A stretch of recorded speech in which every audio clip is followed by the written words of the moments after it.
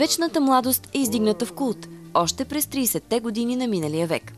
От зараждането на златната ера в Холивуд до днес, единствено звездните лица за подражание се менят. Тенденциите остават същите – задължителна сияйна кожа.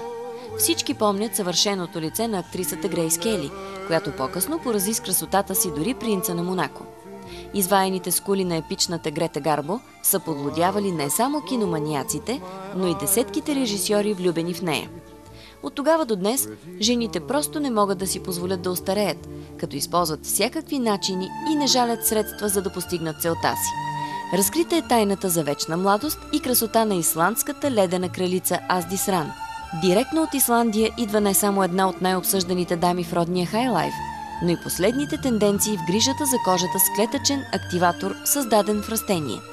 Винаги сме свързвали пейзажа в Исландия с синя лагуна, плажове, покрити с черен пясък и праисторически гейзери. Малката й територия е събрала на едно място завиден брой природни дадености. Почитателите на натуралния начин на живот могат да добавят ново чудо към списъка с исландски богатства – фонтанът на младостта.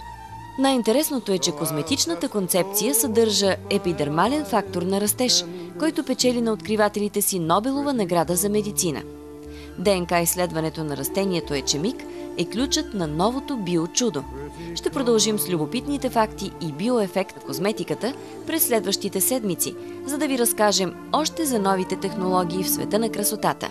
Бъдете слънчеви, уверени и се грижете за вашата кожа всеки ден!